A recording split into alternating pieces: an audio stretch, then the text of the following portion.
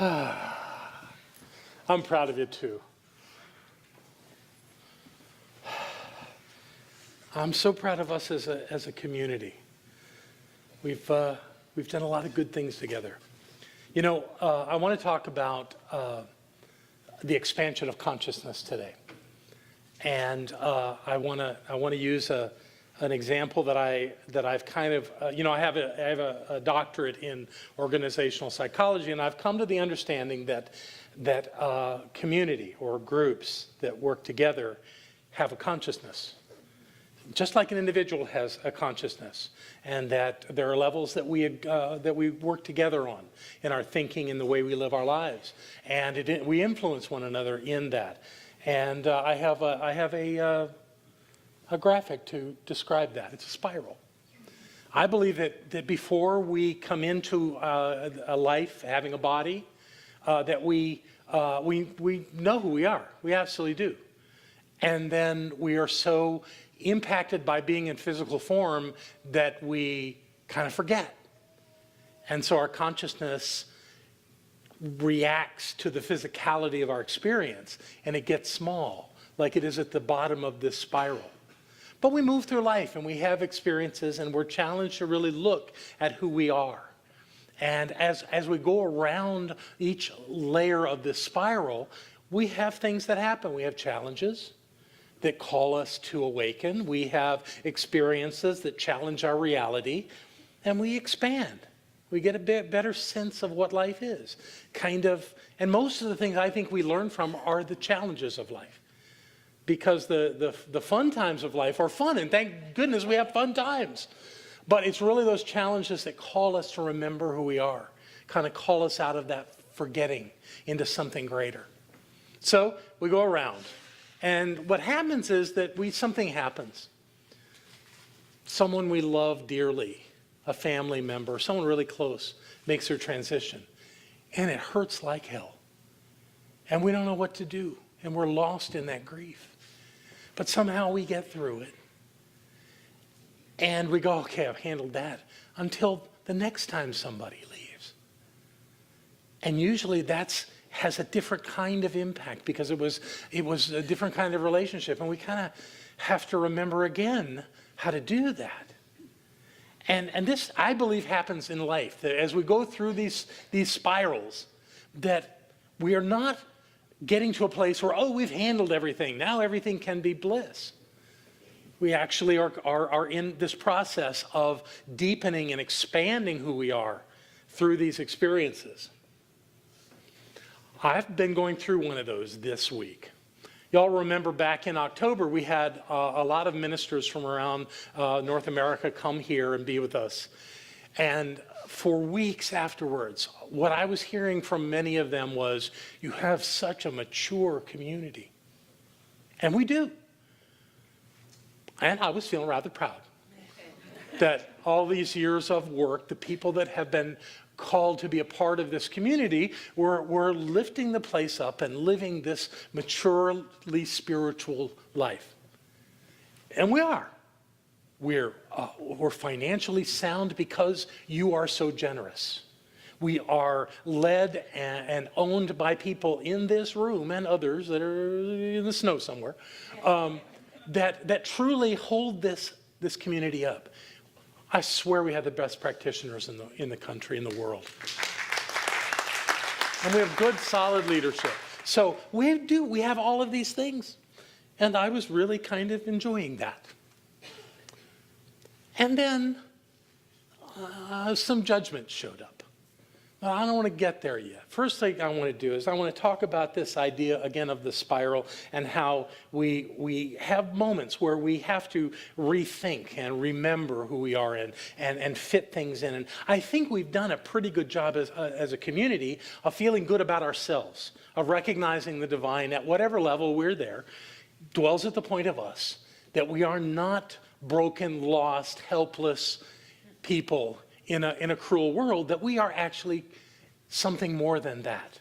And I'm sure each one would express that differently, but that's fine. That essence of it lifts us all up, and that's a good thing. But for what's going on it brings up the fact that some of our stuff may not be fully worked out. So there's stuff to work out. No surprise. This is how it works. And each time you work it out at a higher level. So you're kind of getting to that greater place, like place of understanding. And I think that's what we're doing. And by doing that, these things that come up can really hit us kind of hard. One would be Susie Green, this beautiful light that I think left us too soon. And I came up with a little comparison. Last Sunday, we celebrated the life of H.K. Luster Free. Amazing, wonderful gentleman. Sherry Free's dad, who used to sit right there where Drew's sitting and was just this wonderful presence always on Sundays. He lived a good life. He lived into his 90s. Who could complain about that? Honestly, I never heard Sherry cry until I came to where she was with her dad as he was leaving, and she was sobbing. And I thought, well, that's what a daughter does. This is her daddy. This is the guy she's known all her life. And he's lived a full, long life. So how do we reconcile that with this one? Who wasn't, a teenager, but by God, she wasn't old. There was a 40-year or so gap between these two individuals. Why don't we get to have Susie for 40 more years? What's that about? That doesn't seem fair. Fairness. A human concept without much spiritual construct. So as we look at these two, we have to recognize that it isn't about years. It isn't about fairness. It's about consciousness. There isn't anything else that drives life. The basic structure of life is consciousness. Now, does that mean Susie did something wrong? Absolutely not. She lived a full, wonderful life. She touched lots of people. If you're going to stick around this afternoon and be part of this celebration, you're going to hear her sing to us on video. Oh my God, she's amazing. And it was time for her to go, for whatever reason. That's her business. I've always believed that if you could possibly just observe a person from the moment they're born until they do something that is sad or offensive or whatever, you would be able to explain exactly why that happened. Because you will know every influence they had, every thought they had. You would see all that stuff and it would go, well, that was the logical place to go. And I'm sure that had we watched every step of Susie's life, we would have said, it's clearly time for her to go. And we'll miss her terribly. But that's the way life works. It's based in consciousness. It's based in our thoughts and our actions and how that applies to our lives. And judgment has no place in that. Yet, we as beings here on planet Earth sure make good use of that concept of judgment, don't we? And even though we come here and we start letting go of the inner critic of ourselves to a more or less degree, we're still really good at saying bad. We just are. And it's not that I'm making us wrong for doing that. I think it's part of our unfolding consciousness to learn about that and how it really doesn't work for us. For if we say that this is unfair that Susie has left us, then we open ourselves up to the concept of unfairness. And how many other ways will life show up unfair for us that we'll have to struggle with because we think life is unfair? So we let go of the idea of a lack of fairness and don't look at life that way. We restructure the way we see our world. We give thanks for both of these beautiful beings who came into our lives and touched us and made a difference. And we wish them well on their journey beyond this physical form. Whatever is theirs to do, right? This is reasonable, right? Okay. That was the easy one today.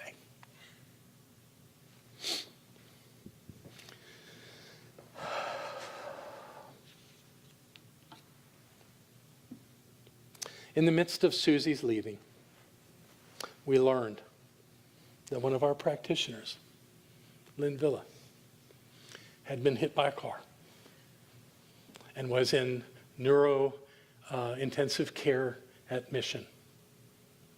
That's the hospital here for anyone that's watching online, Mission Hospital. And she was not in good shape. And I know some of you went to visit Lynn in the last few days. Barbara and I've been there twice. Barbara's been there almost every day. It was so hard to see this tough, powerful, just gutsy woman laying there, swollen, bleeding, hurt deep. Car ran over her. Wow. By all rights, she should be dead because people seldom survive that kind of thing.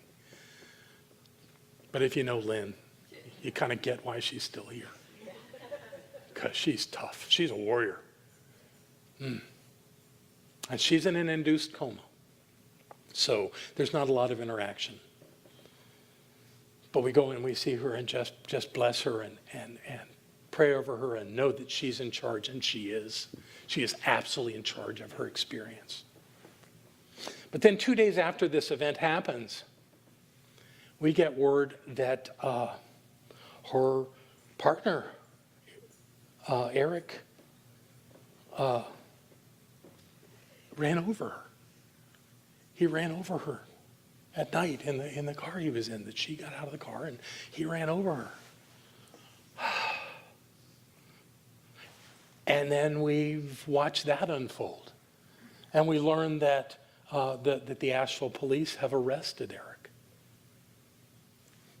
And not to be in any way misquote, the arrest was for assault with a deadly weapon with intent to kill, inflicting serious injury, and felony hit and run. How you doing on being in judgment of Eric in this moment? Wow. Isn't it what we do? How could he do that? What a terrible person he must be. Now, Eric says he doesn't remember anything about this. That yes, they were arguing, and yes, he was angry, and yes, he left her in that parking lot, but he has no memory of this. Do we call him a liar? Do we pass judgment on this man for this? It's easy to do, isn't it? Wouldn't most people in the world do that? Here's the thing. We come here and practice truth principles that say that God's in the midst of it all. That God is always present in everything that happens. Yeah, but Eric ran over Lynn.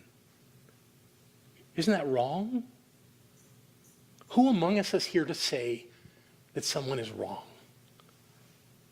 None of us know the details of all of that. We hear bits and pieces, yes, but we don't really know.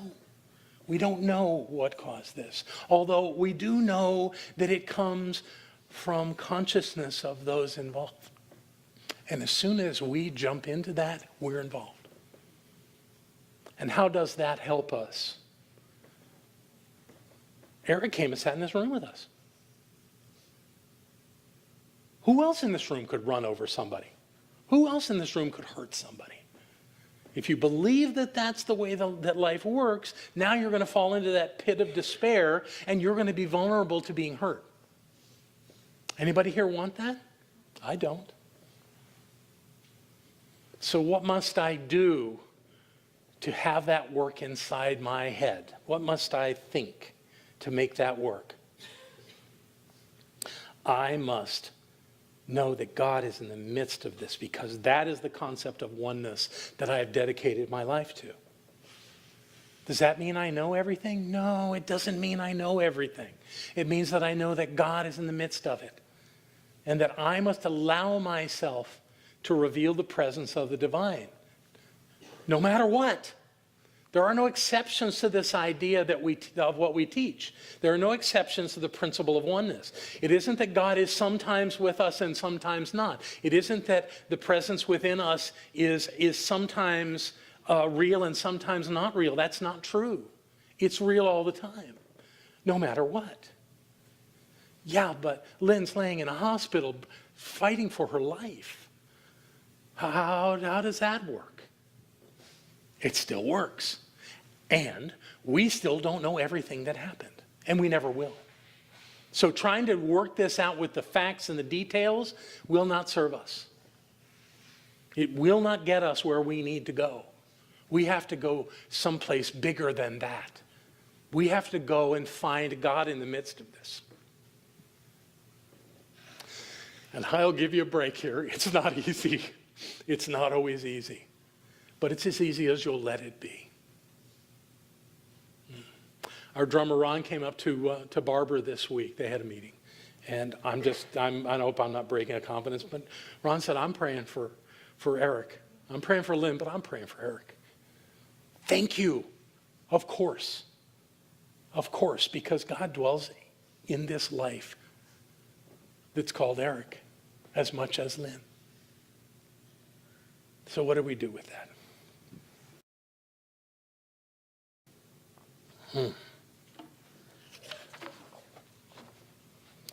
I have the police report. It's 2 days after the event when we heard about this. The police figured it out because they found a surveillance video in that parking lot. And obviously one of the detectives in filing this police report wrote down what he saw in that surveillance video. Let me read this to you. It's written in police talk, so I'm going to do a little interpreting here. Unit 1, that was Eric's car, was parking in a marked space in the parking lot at 9 Marjorie Street. Unit 2, which is Lynn, exited Unit 1 and proceeded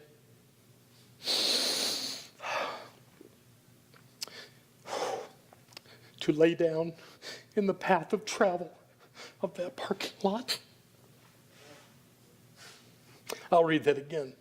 Unit 2 exited Unit 1 and proceeded to lay down in the path of travel of the parking lot. Unit 1 backed out of the parking space and then proceeded to travel forward and run over Unit 2. Unit 1 exited the parking lot and left the scene. Now, how are you doing about judging Lynn? It's an easy place to go. It says she laid down. Or did she? Or did she trip? Or did she fall? We weren't there. We don't know. But we know that God's in the midst of this. As ugly, as scary, as confusing as it seems, God is in the midst of this. So whatever happens, for us to judge Eric or to judge Lynn will not serve us. It just won't work. We're going to get stuck with that, and now we're in danger because we've set ourselves up to believe that this thing could happen to us. Even if we don't think it out loud, even if we don't say it to anybody, if we play with that energy, with that idea, we're playing with that idea that somehow life isn't perfect, unfolding as it must. Yet it is. It is. So in the hardness of this, I implore you, don't play in judgment. This man's a member of our center. What are we going to do with that? We got to love him. We have to give thanks for Luster and for Susie. We have to give thanks for anyone who comes through this community and touches our lives.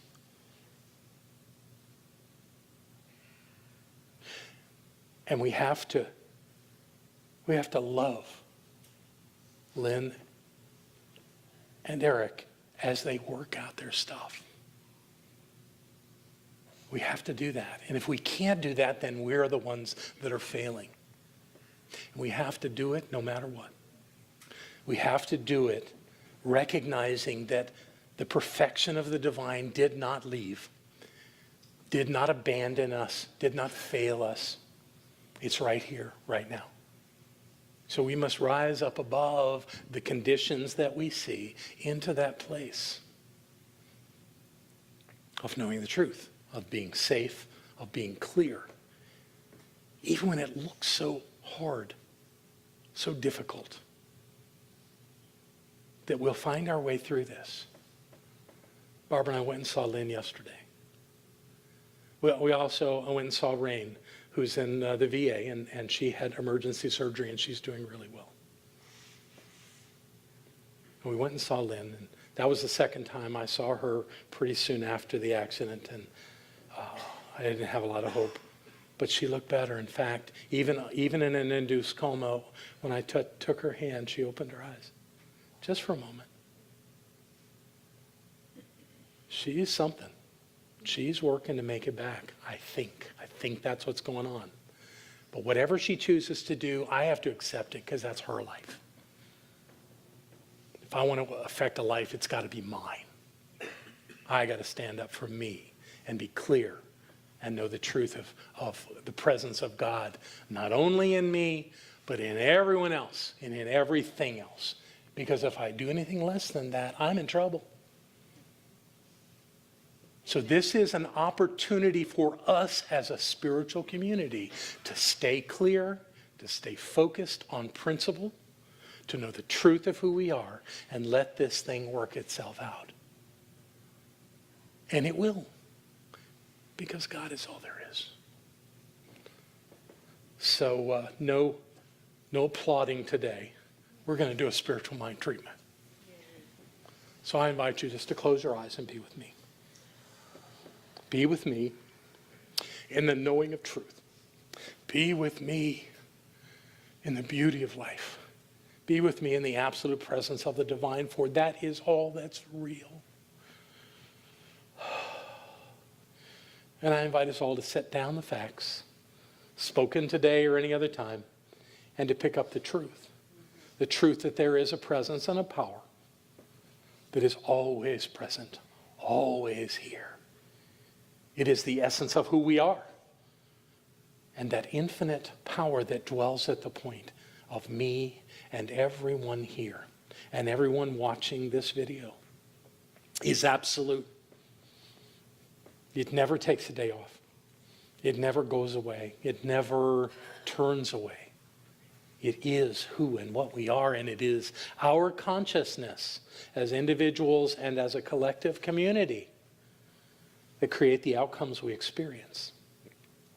So I call us all to that higher knowing, to that being as we are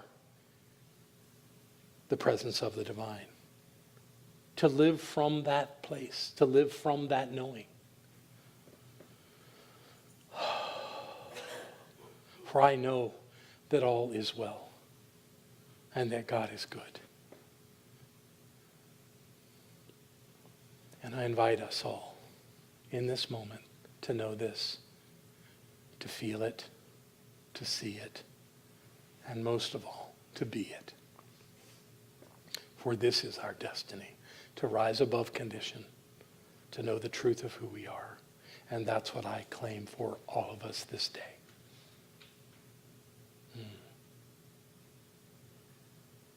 And with much gratitude for this knowing, I simply let it be. And so it is. There's a website, Friends of Lynn. If you would like to be invited onto this, it's a closed group.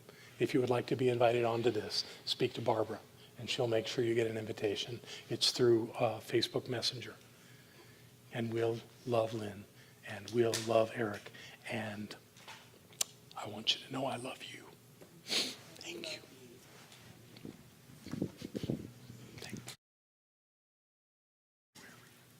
No airy-fairy, pie-in-the-sky metaphysics for us.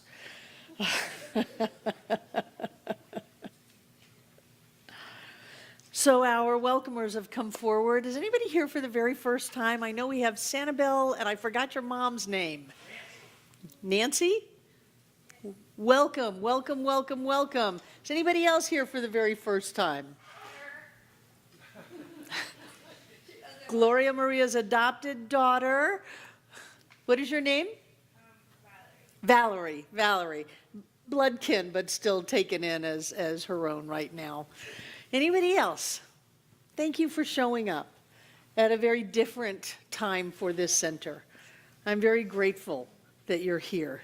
And I'm very grateful that the rest of you took the time and the trouble to make it out of your driveways and down the streets and to show up to be a part of something that I think is amazing.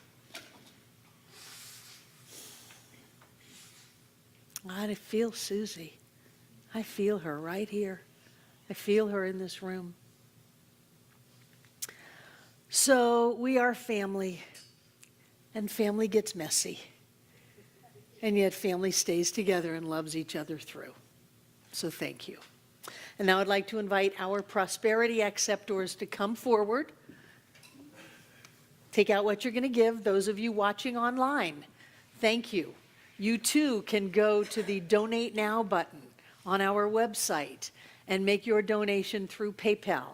And for those of us in this room, thank you for the way you support this center, whether it's putting something in these baskets today, whether it is giving through the donation station, through the auto giving program on your credit cards, through PayPal, or having your banks send in your checks.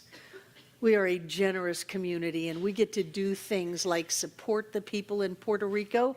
By the way, we raised $3,900 last week. It has already been sent, supplies purchased, and Reverend Ogla is flying them into Puerto Rico today.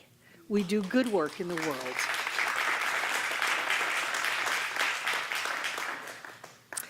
And so in that knowing, I know that God is the source of all supply, that money is the action and the flow of God, just like love, just like action and words and joy, and that as we give something out, it sets spiritual law in motion and we get it back. So right here and right now, we give clean and clear, knowing that we have more than enough, open and aware to receive all of the blessings of life.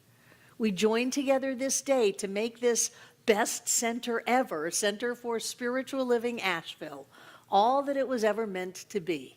It is a place of peace, a beacon of light, a tower of strength, and a fountain of wisdom that touches the lives of all who call it home. And we'll repeat our investment affirmation together aloud. I freely and joyously give from the abundance and fullness of my overflowing wealth, knowing my gift goes with love as it touches and blesses the world. And so it is.